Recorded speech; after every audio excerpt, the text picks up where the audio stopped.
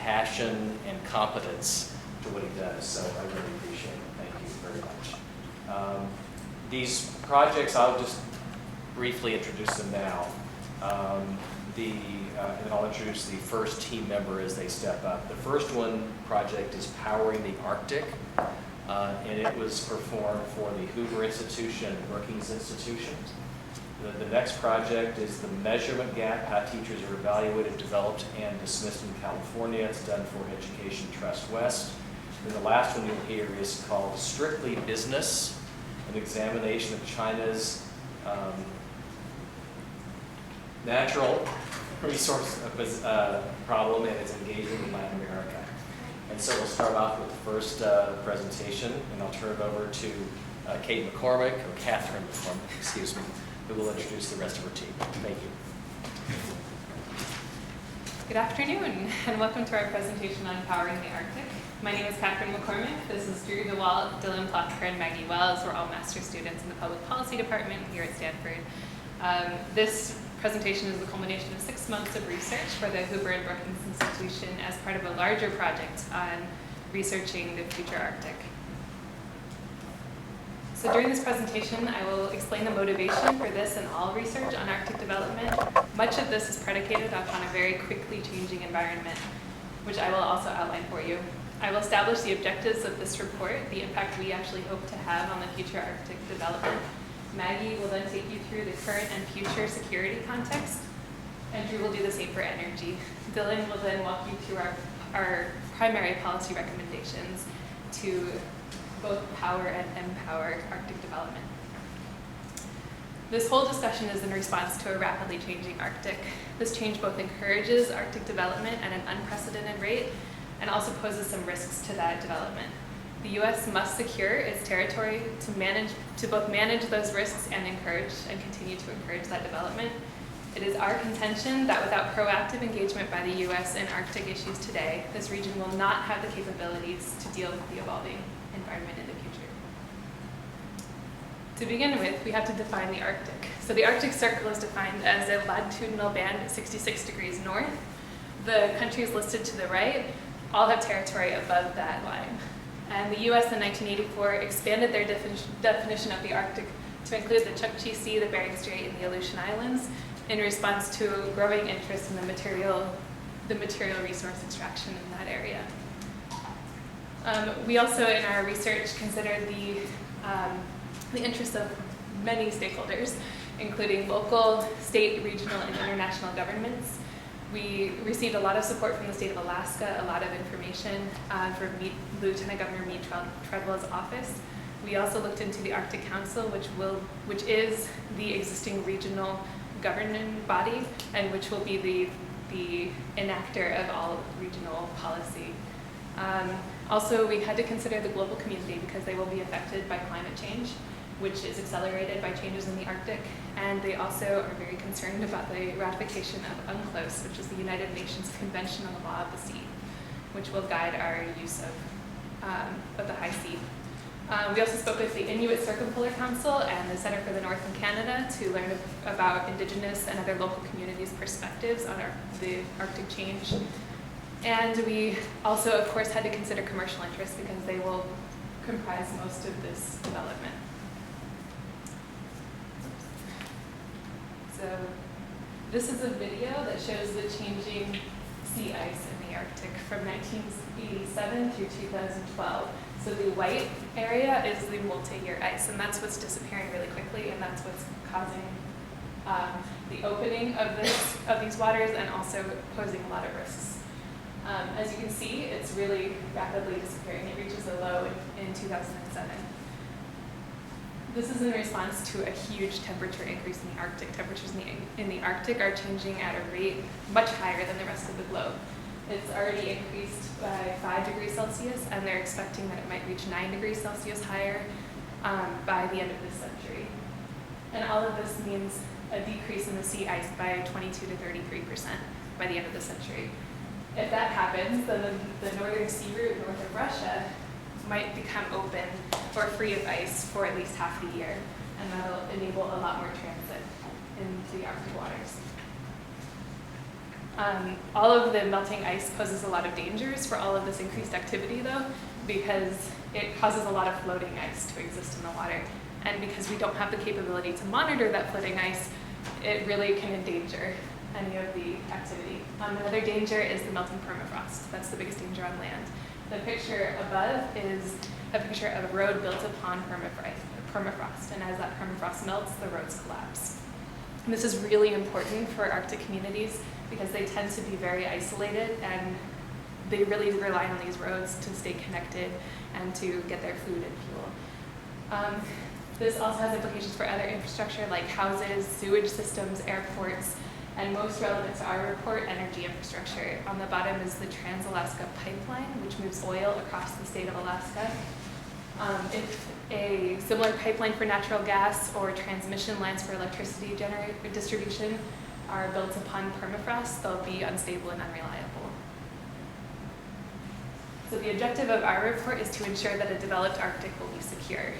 We acknowledge that current capabilities are insufficient for current and future conditions, and we also are really pushing for some significant additions to Arctic infrastructure in order to actually meet even current needs.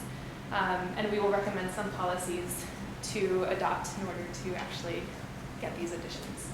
And now Maggie will walk you through the current and future security context. Thank you, Kate. So now we know a little bit more about the Arctic. It's remote, it's harsh, it's dynamic, and it's resource rich. So we have this obvious public policy question that arises. How can we secure this special region? I'd like to start with a definition. The definition of security that we'll be using might be a little broader than the one that you're used to. That usually refers to security forces. Our definition of security is the activities that provide a safe, prosperous, non-contentious environment in the Arctic. All activities that contribute to that. So security reduces risk and it makes people feel secure. We've divided security in the Arctic into two main categories. We have missions and we have assets.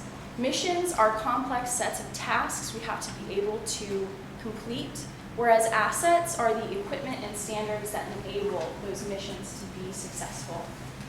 Security in the Arctic will require successful completion of 4 mission areas. These include search and rescue, humanitarian assistance and disaster relief, border security, and scientific research and monitoring.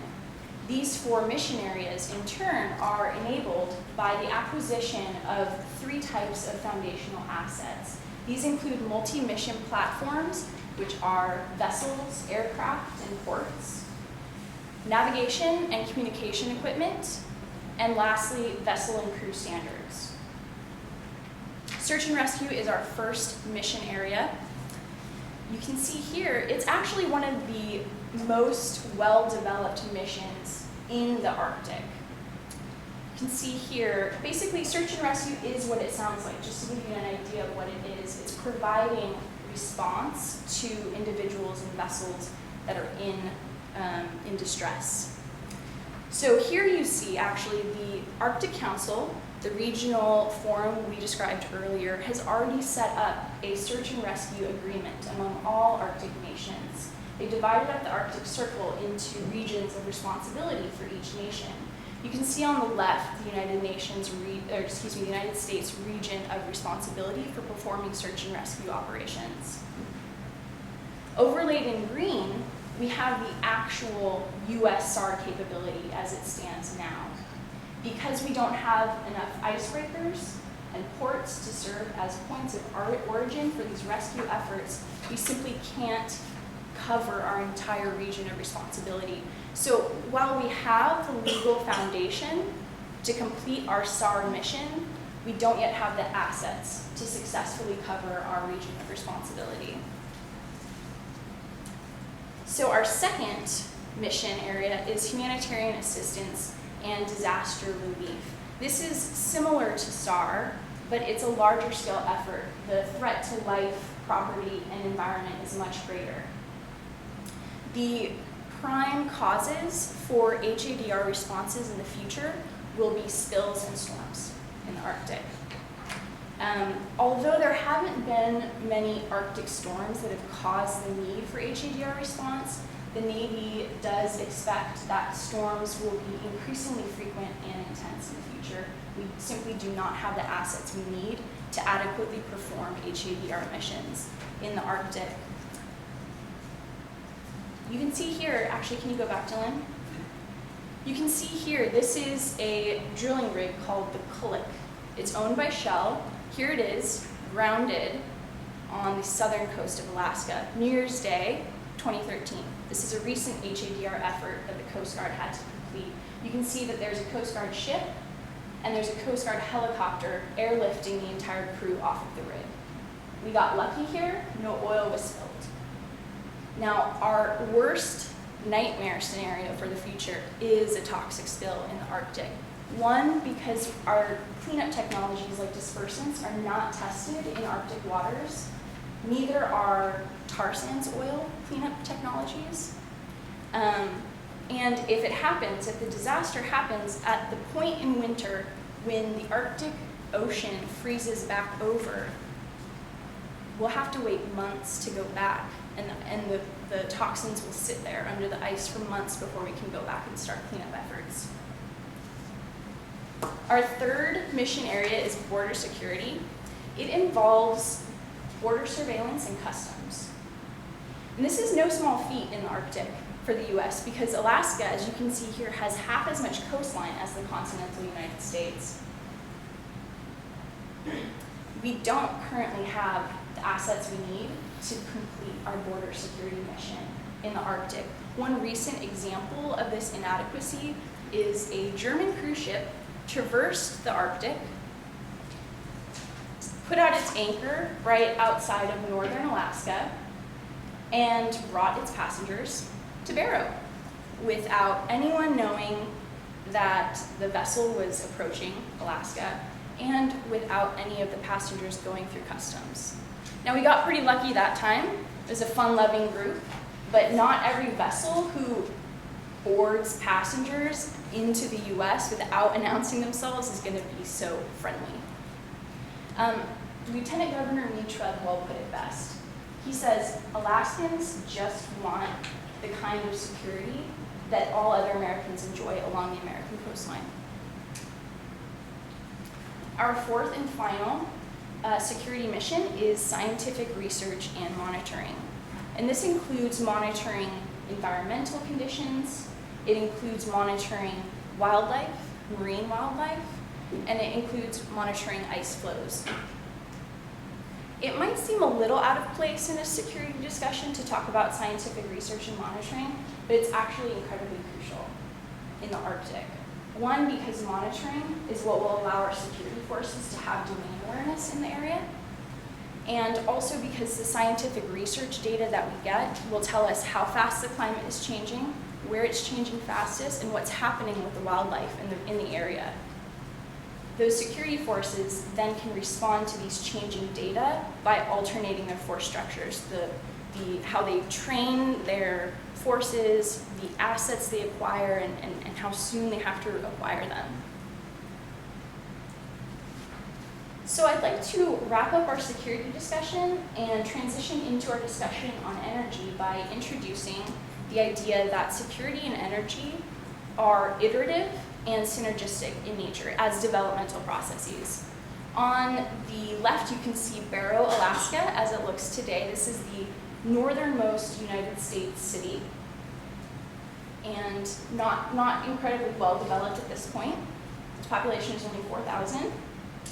On the right, you can see Murmansk. This is the largest Arctic city that exists. It's in the north of Russia, northwest Russia, and you can see it's a booming port town. The infrastructure they have is much, much bigger. And it kind of gives an idea of a possible trajectory for the US Arctic. Is the US Arctic going to continue on a status quo trajectory and continue to look like Barrow looks today? Or is it going to follow a more improved or advanced trajectory and look a little bit more like Murmansk? And Drew is now going to talk about energy requirements. So from an energy standpoint, as Maggie alluded to, all these assets that we want up there to create a secure Arctic are going to need energy to power them. And so we talked about a plan for getting there. As we talk about energy here, it's for electricity and energy generation and distribution. We're not going to talk about getting into resource extraction and exploration, other energy issues up in the area. So here you see a map of Alaska. We've talked about these northern regions, the North Slope, the Northwest Arctic, and the Bering Strait boroughs. Those are highlighted in yellow behind me. It's a big chunk of Alaska, and it only accounts for 5% of the installed capacity currently. So there's not much up there. Of that 111 megawatts of installed capacity, fully 2/3 of it is small 1 and 2 megawatt diesel generators. And then there's also the other third is one single facility in Barrow, Alaska that's a natural gas powered plant, but it's a holdover from a former military installation. So again, not very well developed.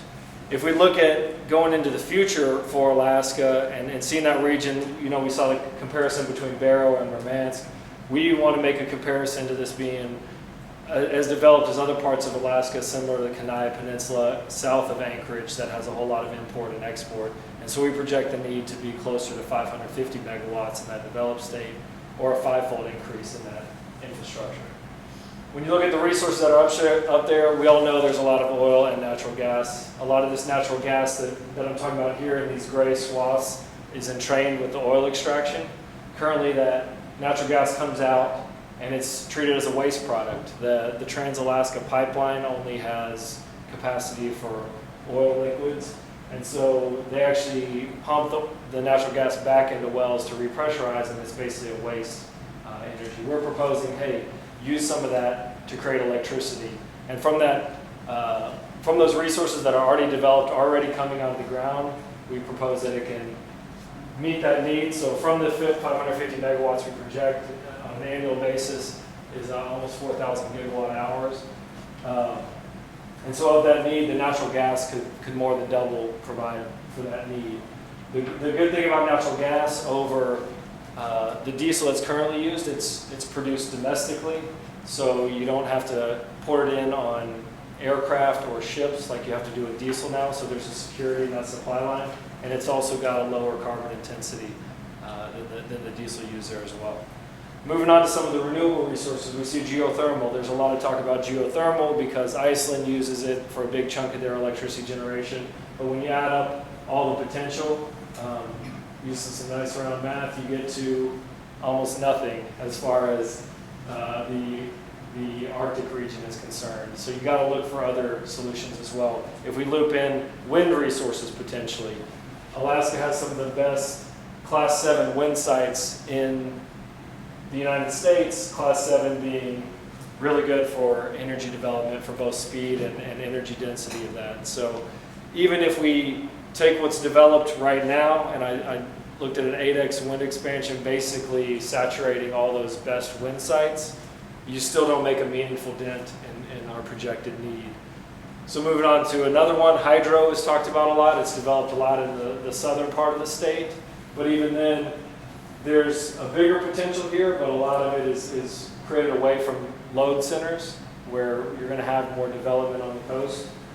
And so that proposes a lot of the problems that we talked about earlier with Kate as far as transmission lines, having to get it from the middle of nowhere to populations that need it. When you combine the resource map, and you can see there's a lot of local domestic development of renewables, but it only gets you about 25% of the way there.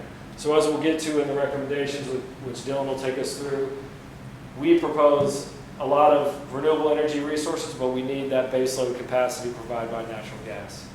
So Dylan will take us through that. Thank you, Drew. So we are going to walk you through our recommendations for both improving the security and energy infrastructure of the Arctic. First, I'll take you through our initial policies for security, then look at our mission areas, and then go into the foundational assets that enable these mission areas, and then a call to action, while Drew will walk us back through our recommended energy mix, and then the policy remedies to get us to that energy mix. So the initial policies that we recommend are really prerequisite foundational policies that can improve security right away in the Arctic. The First is UNCLOS ratification. Right now, we are the only Arctic nation to not ratify UNCLOS. The military believes that it is one of the biggest things we can do to improve security and enable the military's operation on the open seas. Additionally, it also has political and economic benefits. The second thing, we can make an interagency Arctic task force. Currently, the domestic landscape is very complex. There's 9 agencies that all have overlapping responsibilities in the Arctic, and there's some ill-defined responsibilities. We propose an interagency task force that would be under the White House and would be in charge of facilitating and coordinating agency action in the region. Thirdly, we recommend that there be an insurance scheme in the Arctic. Currently, there's liability caps for vessels traversing through the Northern Sea route. If they get into trouble, they're not liable for all of the damages that they might cause, so we recommend increasing those damages, that liability cap, in order to make them align the incentives better so they're less risky.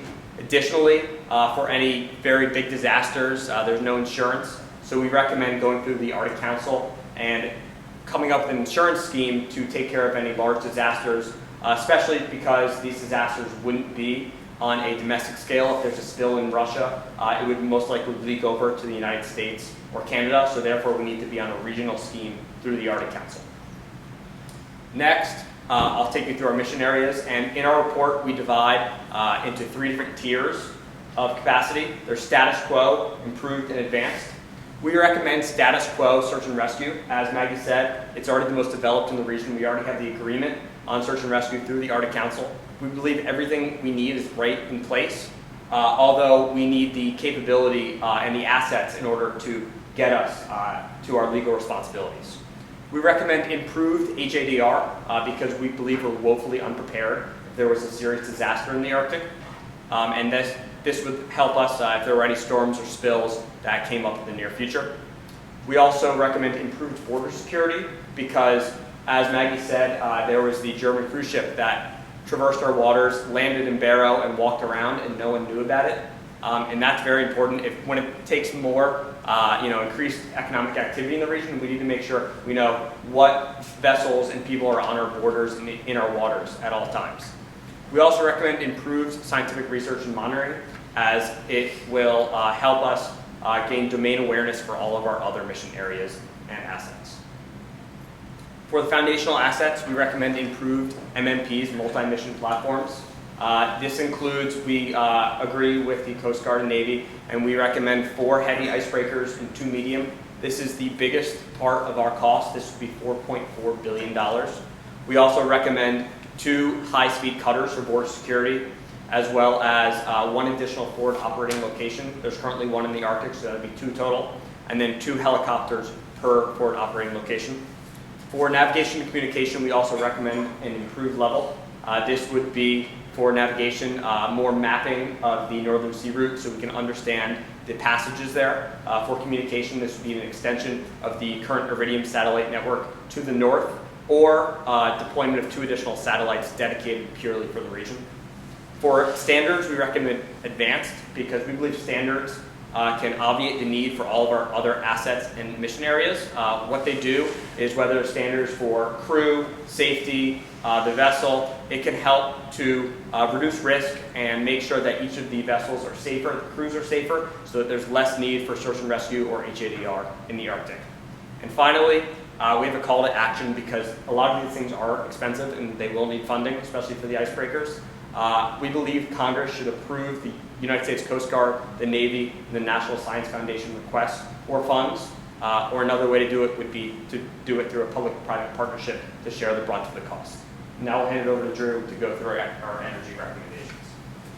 So as alluded to earlier, when we look at what's needed in the Arctic, a lot of people will talk about what we should use, and we believe haven't done a realistic look at what's available up there. So we have proposed using natural gas as a baseload supply for generating electricity to be supplemented to the maximum extent possible with geothermal and wind resources, which again are local to the environment. And like I said, they're not going to get us all the way there, but it is a meaningful chunk, and it is in line with our goals for responsible Arctic development. Hydro is a little more on a as-needed basis when it makes sense to develop hydro resources that are closer to load centers and economical to develop. So when we talk about policy remedies to encourage this type of development over completely going natural gas or using more diesel generators like they've already done, we recommend a renewable portfolio standard at the state level of Alaska.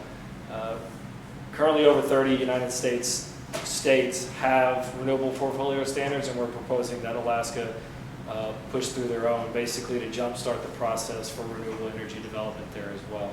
It's not, as with any policy, it's not easy, but it's a little more low-hanging fruit to get the ball rolling for development there. Similar to security, but in a little different way, we propose insurance provided up there as well.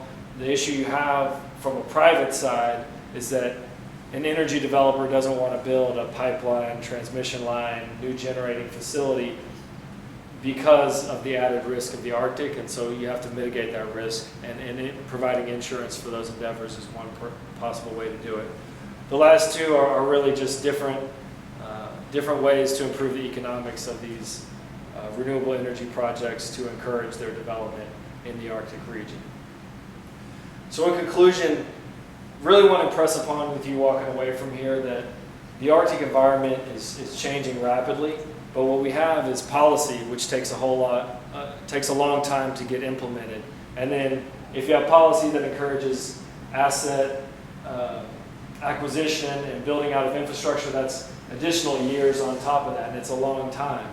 But the environment is changing too rapidly for the U.S. to be able to wait until that need is imminent. So what we would like to reiterate again is that without proactive engagement by the United States in Arctic issues today, then the region will not have the capabilities necessary to meet those needs in the future in that evolving environment. Thank you.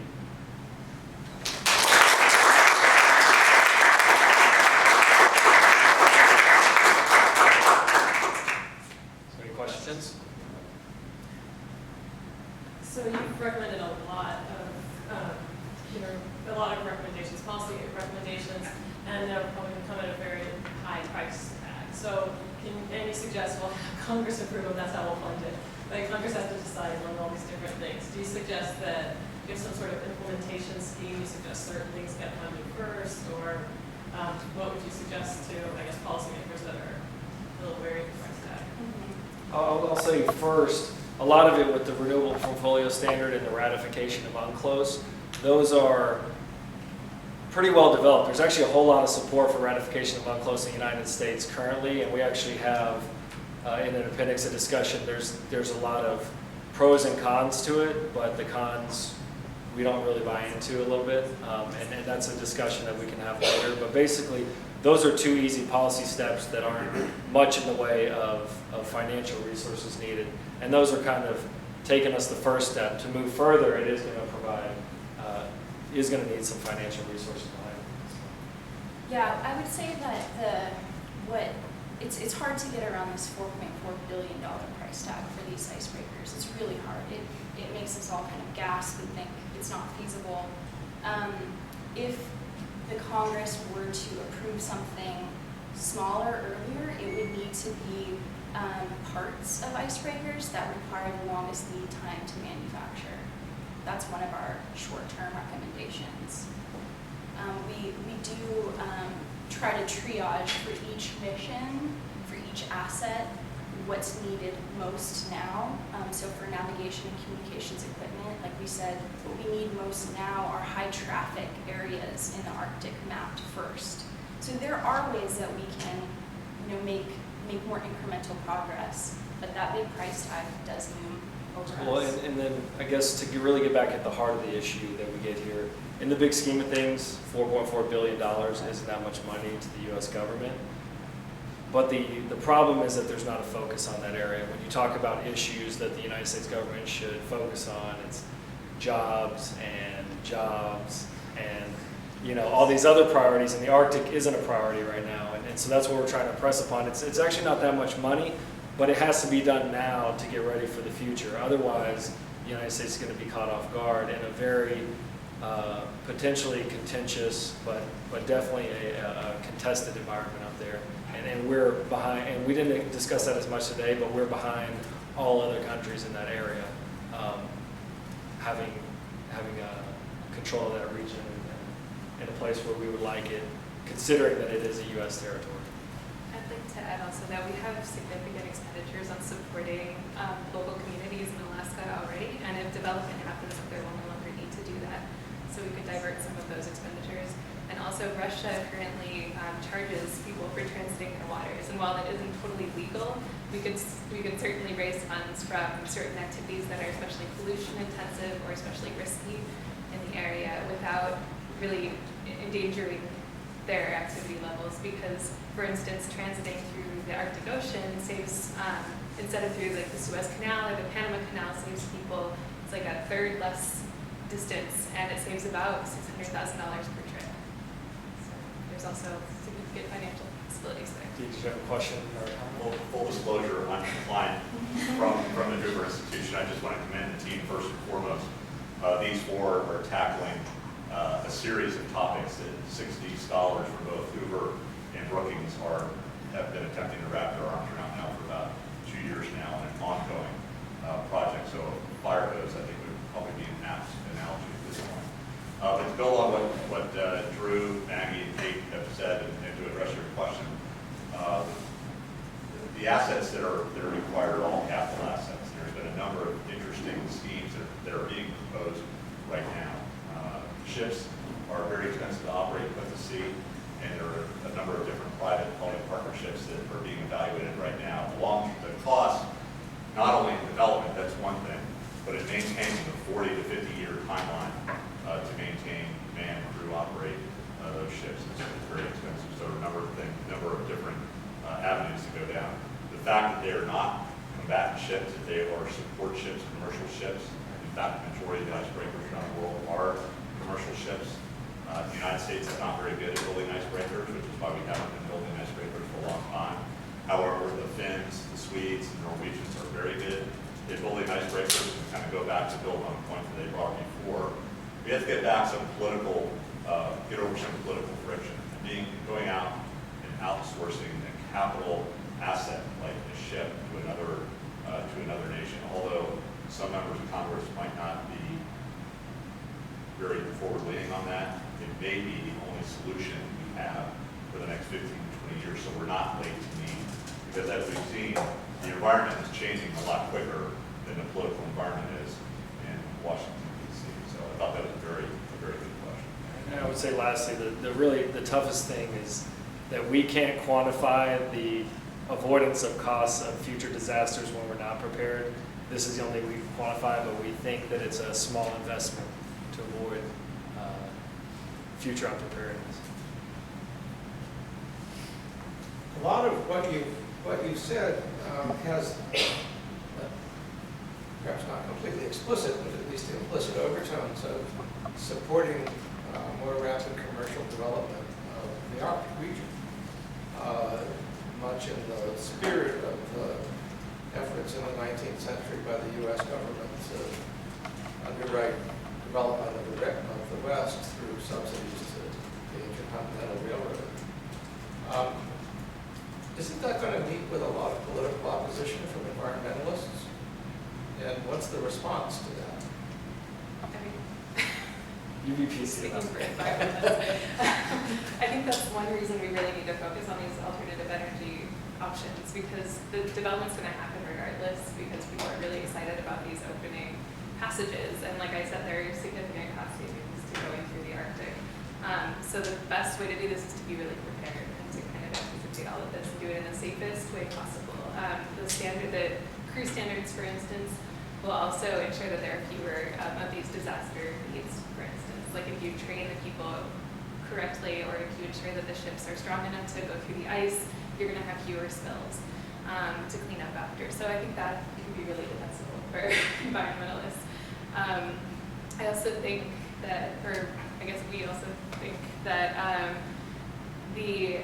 after speaking with so many of these stakeholders, and after considering every single stakeholder on the list that we provided, every single one of them is really in favor of development. The the president of the Inuit Circumpolar Council said that that the Inuit community really wants to benefit from all of the development, and the best way to make that happen is to make them part of it.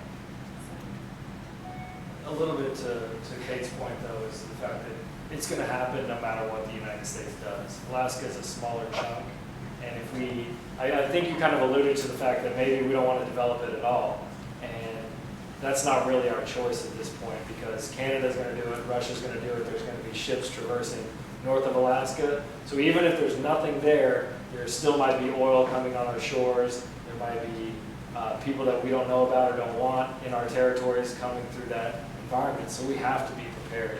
You know, I think your question gets to the level of development, but the fact that there will be development is not a question that the United States really has any control over. You guys, it's kind of a big question. It's hard to tell. But do you have estimates of what the economic impact is going to be through these various channels? I mean, obviously, the development of natural resources. So I guess the first one is how much more oil and natural gas is being exposed as a result of this than we have access to already. And then, because we've got this $4 billion investment that we keep talking about, but that could be vastly outweighed by, the resources we could extract. And then also, what is the actual feasibility? I mean, you mentioned, Kate, you mentioned using a shipping lane and how that's a third less distance than going through the Panama Canal. Well, it takes a lot of effort to get something up to Alaska at this point. I can tell you that the roads just to get up there aren't great. So, I mean, is that even a viable option to be thinking like, oh, well, we'll ship our manufactured goods or whatever from from Mexico. They're going to be shipping those over to Europe through this channel as opposed to. So I guess it's a two-barreled question. First, about the natural resources that we're going to gain, and then second, how viable is the shipping? I mean, one thing to consider from a shipping perspective, yeah, it's not so much that Alaska is necessarily a destination or origin for a lot of these stuff. They're just going to be passing through the waters. Mexico doesn't make as much sense because it's right next to the Suez Canal. A lot of the shipping is actually coming from or to Japan, China, these countries that are developing and have a need for a lot of these natural resources that are going. Alaska is currently looking at trying to monetize some of the natural gas with an LNG terminal to send it over to Japan because the U.S. market isn't that great for it. So again, it makes sense for a whole lot of people, not everybody.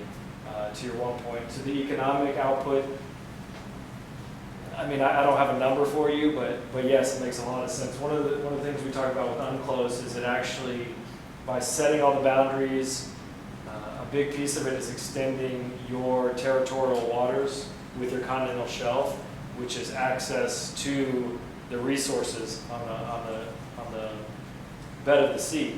Everybody else that has approved it has already made. You basically have to make a claim and prove that it's an extension of your continental shelf, and then they will grant you rights over it from the U.S. perspective. Everybody else is doing that. The United States, because they haven't ratified UNCLOS, can't submit an application for access to these resources that might be rightly theirs. And yeah, I mean, the impact is on the order of billions and trillions of dollars, not $4 billion. What are the barriers for opposition to ratifying UNCLOS? Sure. So the main opponents are first concerned with the loss of United States sovereignty.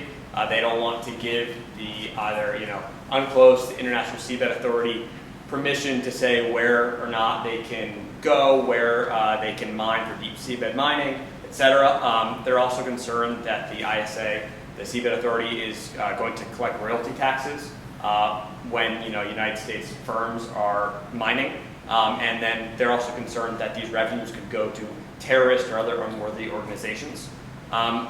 We argue that that's maybe not so relevant, given that if the United States joins UNCLOS, we are given a permanent veto power at the ISA, so that the only way to ensure that money and royalties are not going to terrorist or other unworthy organizations is to join, because otherwise we have no say in it. So by joining UNCLOS, we would have the ability for United States firms to submit claims for deep seabed mining, but also U.S. firms are reluctant to do any mining already because there's no legal certainty that they have the right to those minerals. So that's the main arguments against it. but we refute them and say, you know, the only way to ensure that nothing bad is going to happen is to join UNCLOS. Any question, one more? No more? Great, thank you. That's great.